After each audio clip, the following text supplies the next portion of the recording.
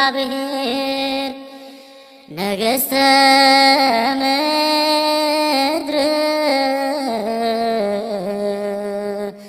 ሰብሕዎ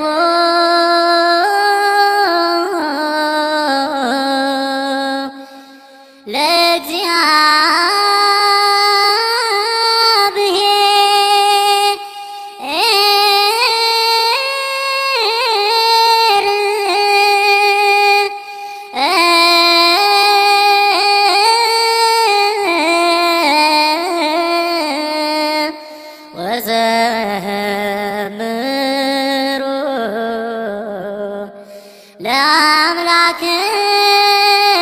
ለአምላክነ። በስመ አብ ወወልድ ወመንፈስ ቅዱስ አሃዱ አምላክ አሜን። ኢትዮጵያና ዓለም በንጽጽር። ዓለም ለምን ኢትዮጵያን ይጠላል? ዓለም ለምን ኢትዮጵያን ይዋጋል? ዓለም ለምን ኢትዮጵያን በአንድ ሐሳብ ቆሞ ይገዳደራል? ዓለም ለምን ኢትዮጵያን ሊያጠፋትም ይጥራል?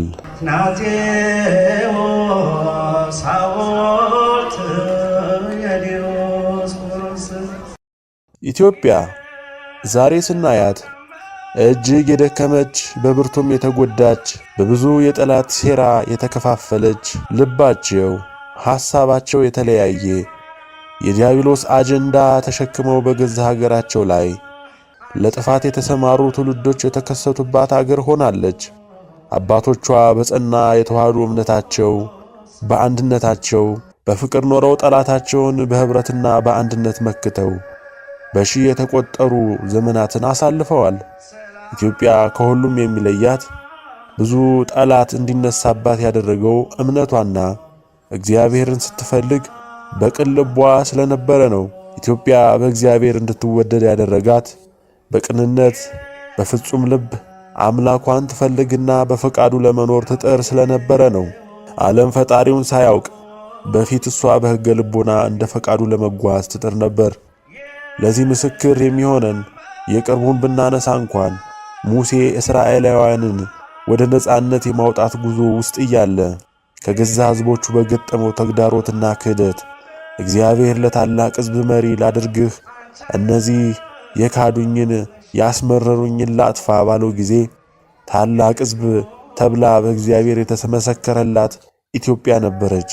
ዛሬም በወንጌሉ ዘመን ገና ከመነሻው ጌታን ተቀብላ ብሉይን ከሐዲስ አስማምታና አዋህዳ እውነትን ከነምልክቱ አስርጻ ታቦታትን ቀርጻ በብዙ ሰማዕትነት ተዋህዶን አጽንታ ለረጅም ዘመን በታላቅ ተጋድሎ እየተጨፈጨፈች እየተፈጨች እየተሰደደች እንደገናም እየተሰራች በተጉ በጸኑ አባቶቻችን ተጋድሎ በእግዚአብሔር እርዳታ መወደድና ፍቅር እዚህ ደርሳለች። ቀሪው ዓለም ያደገውም ያላደገውም ፈጣሪውን ክዶ ጣዖትን አንግሶ የዲያብሎስ ድርሰት የሆኑ እምነቶችን ተሸክሞ ራሱን እንደ እውነተኛ አድርጎ በመቁጠር የእውነት ባለቤት የሆነችውን በእግዚአብሔር ጸጋና ቸርነት የቆመችውን ተዋህዶንና ኢትዮጵያን ጠዋትና ማታ ሲያሴርባት ሊያጠፋት ሲደክም ይውላል ያድራል። ለዚህ ምስክሩ ደግሞ ይህ ያለው ትውልድ በራሱ የሚያየው ስለሆነ ግልጽ የሆነ የዓለምን ሴራ ሁሉም ቅን አእምሮ ያለው መላው የዓለም ፍጥረት ይረዳዋል። ኢትዮጵያ ከዚህም በላይ ባለ ቃል ኪዳን መሆኗን በዚህም የእግዚአብሔር ቃል ታምኖ ተስፋ አድርገው የተዋህዶ እምነትን ያጸኑ ሕዝቦች አቅፋ በመያዟ በብዙ የጠላት የረቀቀ ዘመቻ ስትፈጭ ስትቆላ ትታያለች። የሚደንቀው ሁሉም ጠላቶች የሚመነጩት ከሁሉም አቅጣጫ ማዕከልም ነው። የበለጸጉ ዓለምን በኢኮኖሚያቸው በጦራቸው እያስጨነቁ ያሉ አገሮች እነ አሜሪካ፣ እነ እንግሊዝ፣ እነ ፈረንሳይ፣ እነ ጀርመን፣ እነ ቻይናና እነ ራሽያ፣ እነ ቱርክና እነ ሳውዲ አረቢያ እነ ግብፅ፣ እነ ህንድ፣ እነ ጃፓን፣ እነ ካናዳ ወዘተ ናቸው። ብዙዎቹ አገሮች የመናፍቃን፣ የካቶሊኮች፣ የእስላም፣ የምስራቁ ጣዖት አምላኪዎች ስለሆኑ ሁሉም የዲያብሎስ መልከ ብዙ በይዘት ግን አንድ የሆኑ እምነቶች ስለሆኑ ወደዚች ወደ ኢትዮጵያችን ሲመጡ ከነሱ የማይገናኝ በእግዚአብሔር የምትወደድ ሀገር መሆኗን ከአባታቸው ከዲያብሎስ ስለተረዱና ከአባቶቻቸውም ይሄው ታሪክ ሲዘከርላቸው ስለኖረ የዛሬዎቹ ልጆቻቸውም ይህንኑ ወርሰው በኢትዮጵያ ላይ የተቀናበረ ዘመቻ ያካሂዳሉ። ዛሬ በኢትዮጵያ ዙሪያ በመላው ዓለም ኃያላንን የሚሉ መንግስታት ሰፍረው ኢትዮጵያን ሁለመናዋን በመቆጣጠር ላይ ይገኛሉ። በጅቡቲ ትላልቅ የጦር ሰፈር የመሰረቱ አገሮችን ምን ፍለጋ ያመጡ ስንል ይህችኑ ቅድስት ሀገር ሊገዳደሩ በማሰብ መሆኑ ግልጽ ነው። እነዚህ በዙሪያችን የሰፈሩ የአጋንንት ውልዶች ጭንቀታቸው ትልቅ ነው። የአጋንንት ውልዶች የዲያብሎስ ልጆች መሆናቸውን በሚገባ የሚያውቁና በእሱ የሚመሩ ስለሆነ ትእዛዙ ሁሉ የሚወርደው ከዚሁ ከሚነዳቸው ዲያብሎስ ነው። እነዚህ በኢትዮጵያ ዙሪያ የሰፈሩ አገሮች እነማን ናቸው? አሜሪካ፣ ፈረንሳይ፣ ቻይና፣ ጀርመን፣ ጃፓን፣ ቱርክ፣ አረብ ኤሚሬትስ፣ ሌሎችም። በደቡብ ሱዳን እንግሊዝ፣ በሰሜን ሱዳን ራሽያ፣ ግብፅ፣ ትንሽ ራቅ ብለው የተቀሩት የአውሮፓና የኤሽያ ሌሎችም አገራት ሰፍረዋል። እንደምትረዱት ይህን ያህል የሚያስፈሩ እንደነሱ የጠነከሩ በኢኮኖሚውም በወታደራዊ አቅምም የደረጁ አገሮች የሉም። ያለችው ይህችው በኢኮኖሚዋ በወታደራዊ አቅሟ ከሌሎች ጋር ሲታይ ምንም በሆነ ደረጃ ላይ ያለችው ኢትዮጵያ ናት። የተቀሩት የእነዚሁ የከባቢዎቹ ኃያላን አገራት ተገዥና ተጠዋሪ አገሮችና መንግስታት ናቸው። ሁሉም በነጮችና በአረቦች የሚደጎሙ አገሮች ናቸው። ጅቡቲ፣ ሱዳን፣ ሁለቱም ሶማሊያ፣ ኤርትራ በችሮታ ያሉ አገሮች ናቸው። እነሱ ዓላማውን ሊያውቁም ላያውቁም ይችላሉ። ይሁን እንጂ መጠቀሚያ ናቸው። እንደነገርኳችሁ ኢትዮጵያን ለምን ፈሯት? ለምንስ ጠሏት ስንል መልሱ አንድና አንድ ነው።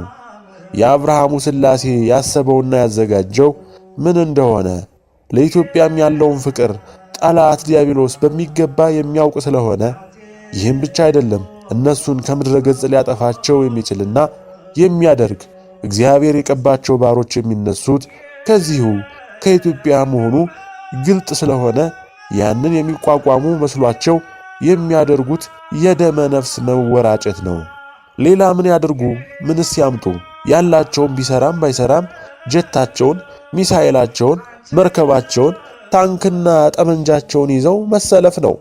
ያደረጉትም ይህንኑ ነው።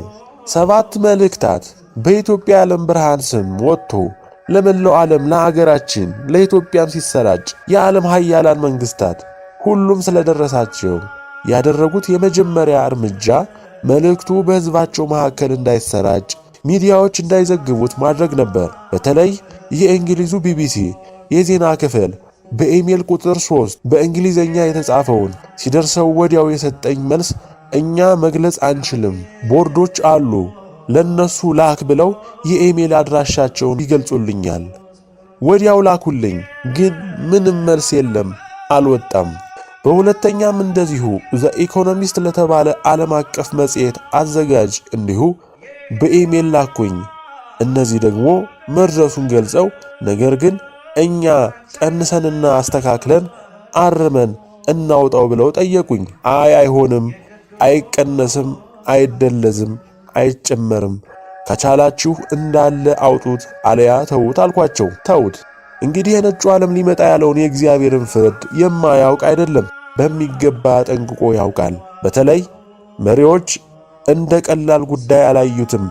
መሪያቸው ዲያብሎስን ጠይቀው እውነቱን ስለገለጸላቸው ሊያደርጉ የሚገባቸውንም ስለመከራቸው ያዋጣናል ያሉትን እርምጃ ወስደዋል።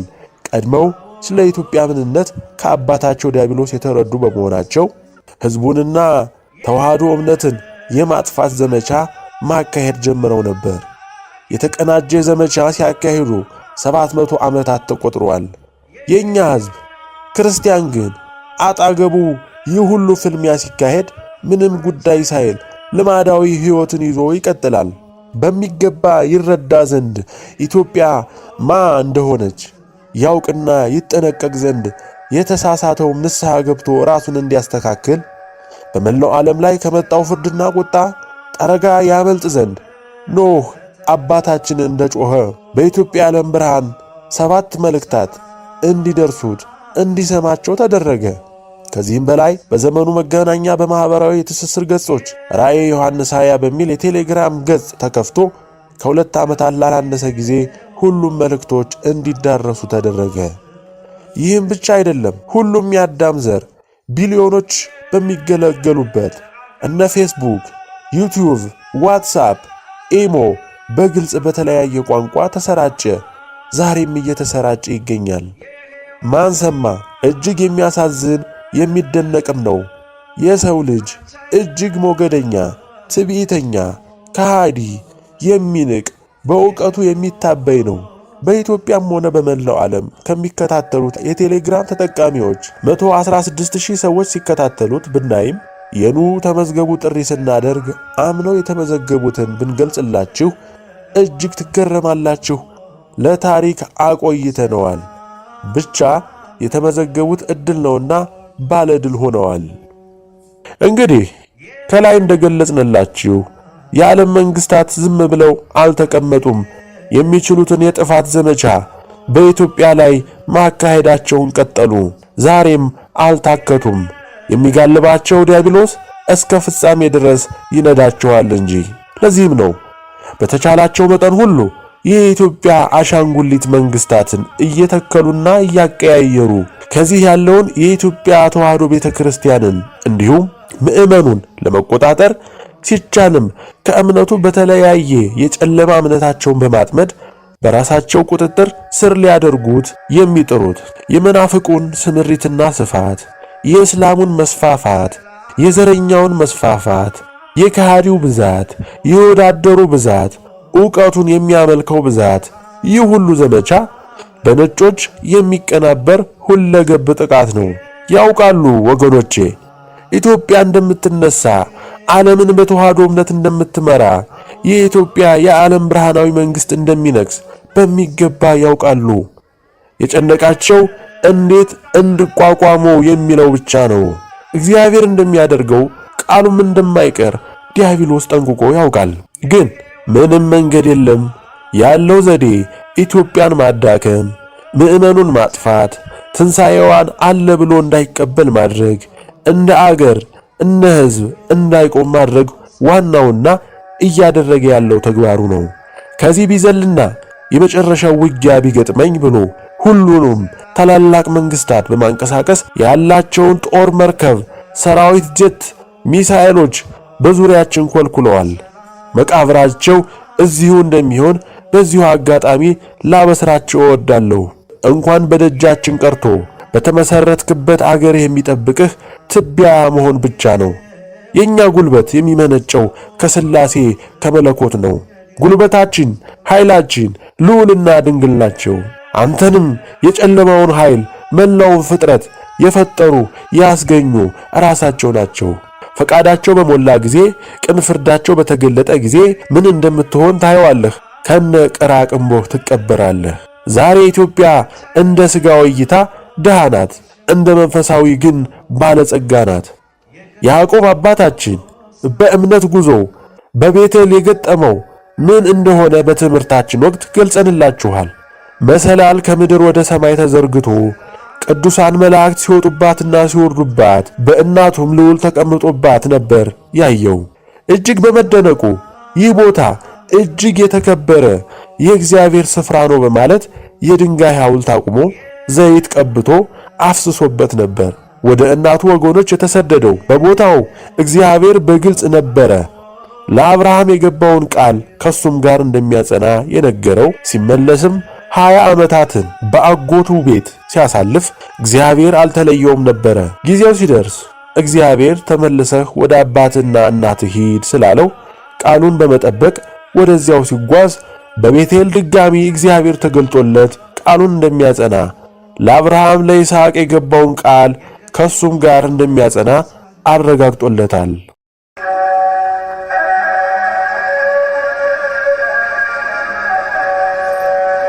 ሰላም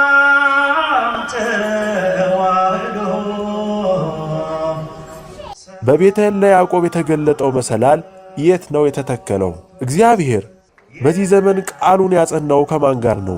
ቀደም ሲል ስለ እስራኤል ዘነፍስና ስለ እስራኤል ዘሥጋ እንደገለጽ ነው ዛሬ ልዑል ቃል ኪዳኑን ያጸናው ከኢትዮጵያ ኦርቶዶክስ ተዋሕዶ እምነት ጋር ነው።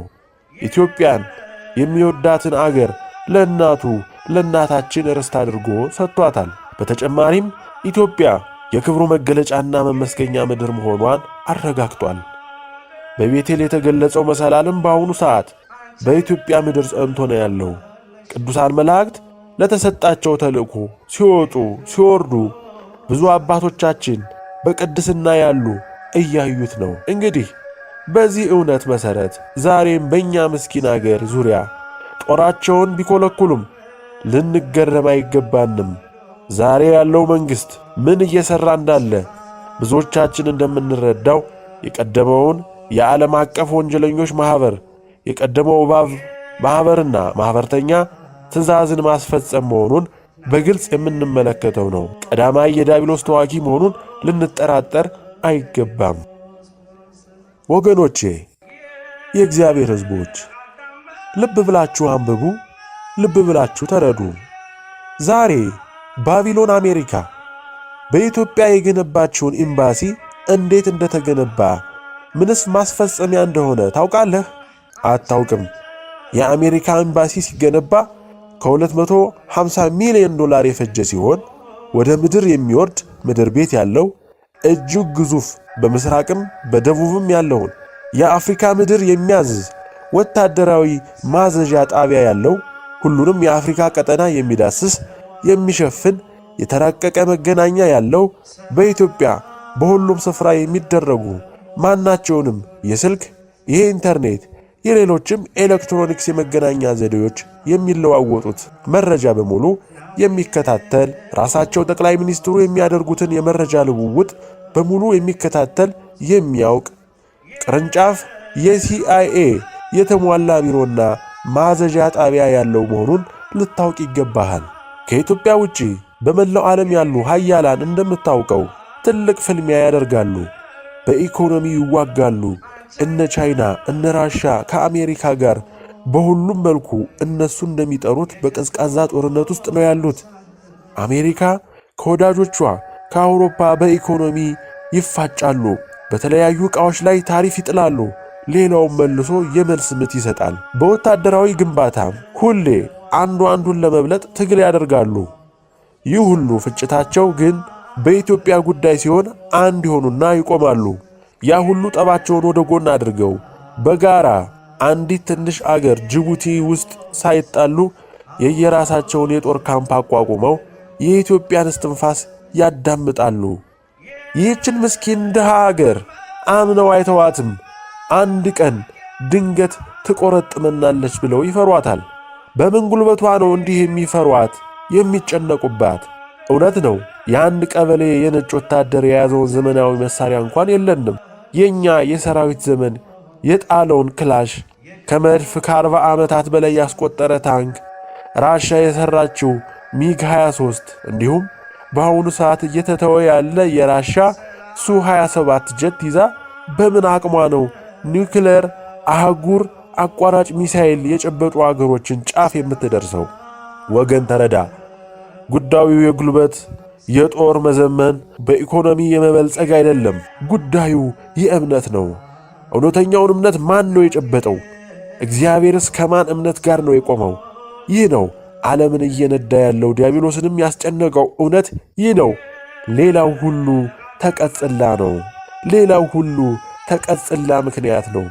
ይህም ደግሞ በሚገባ የተረዳ ስለሆነ የሞት ሽረት ትግል እያካሄደ ነው። ኢትዮጵያ ድሃዋ ኢትዮጵያ ለጠላት የጉሮሮ አጥንት የሆነችበት ኢትዮጵያ ለዲያብሎስ ብርቱ ዳገት የሆነችበት ኢትዮጵያ አስፈርተዋለች። በእርግጥም የሞቱን ደብዳቤ የጨበጠችው ይህችው የእኛይቱ ማንም ስፍራና ቦታ ያልሰጣት ኢትዮጵያ ነች። እግዚአብሔር በግልጽ ከዚህችው ምስኪን አገር ጋር መቆሙን ካሳወቀ ቆየ።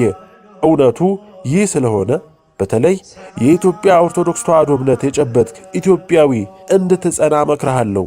እርግጥ ከ100 ሚሊዮን በላይ የሕዝብ ቁጥር በኢትዮጵያ አለ።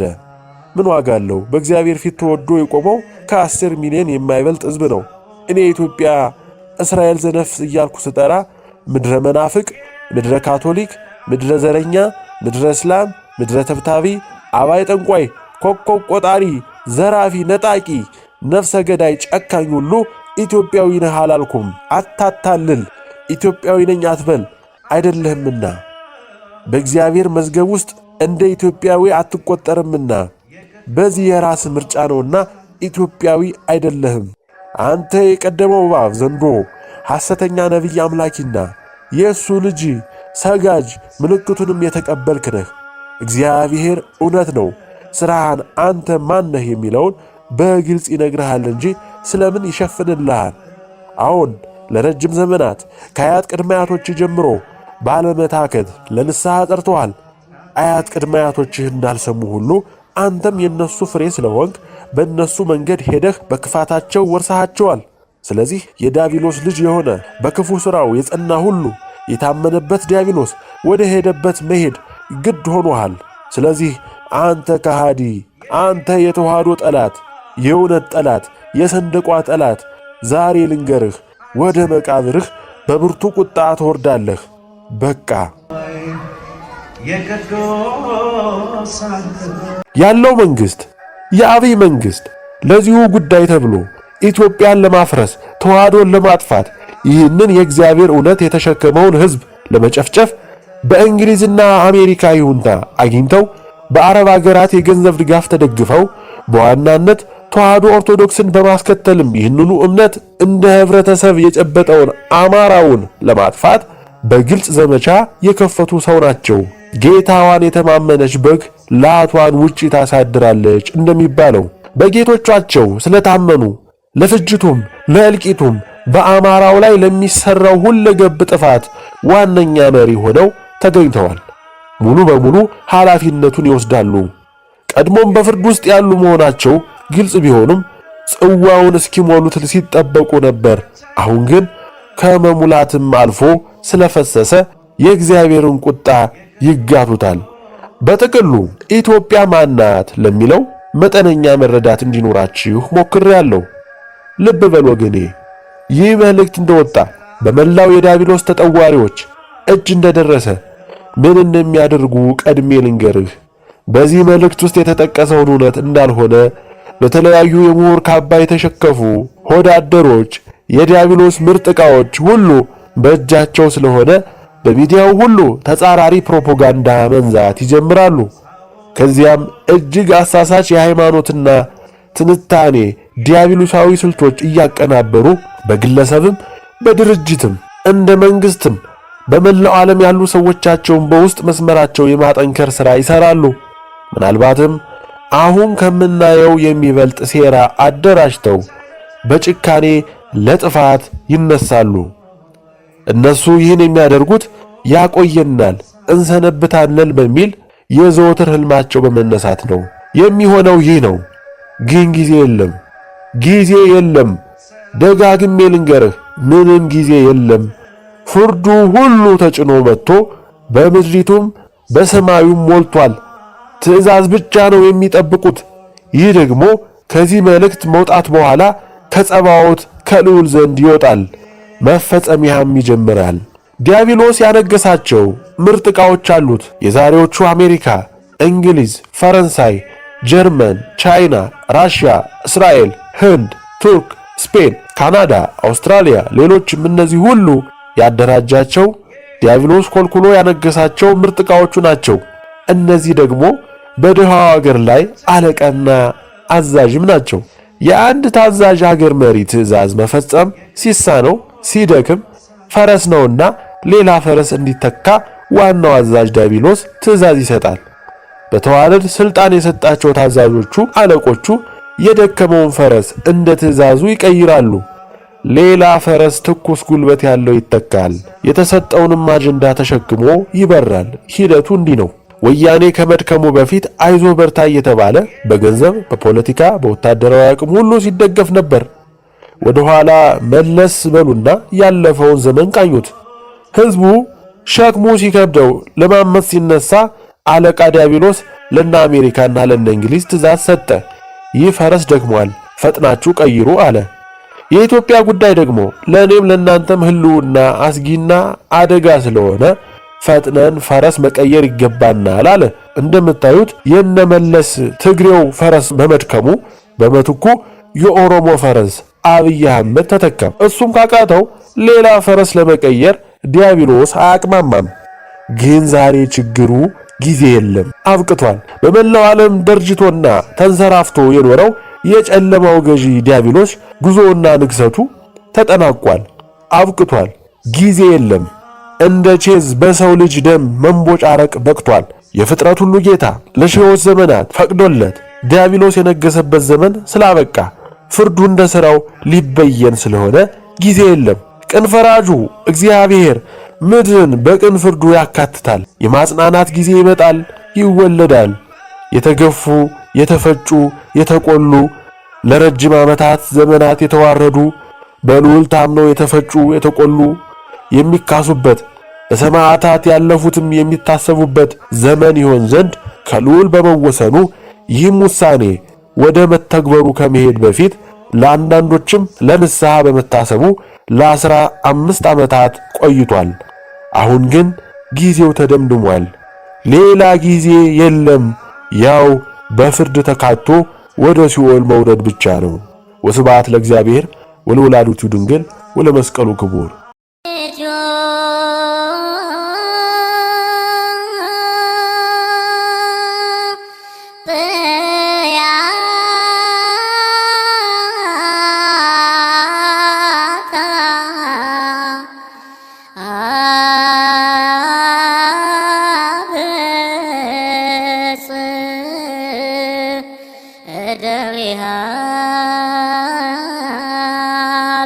እግዚአብሔር ነገሥተ ምድር ሰብሕዎ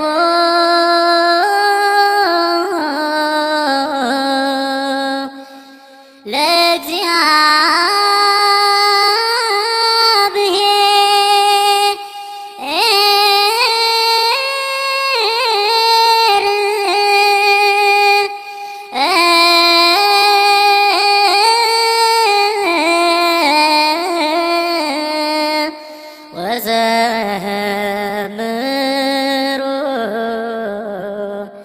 ለአምላክ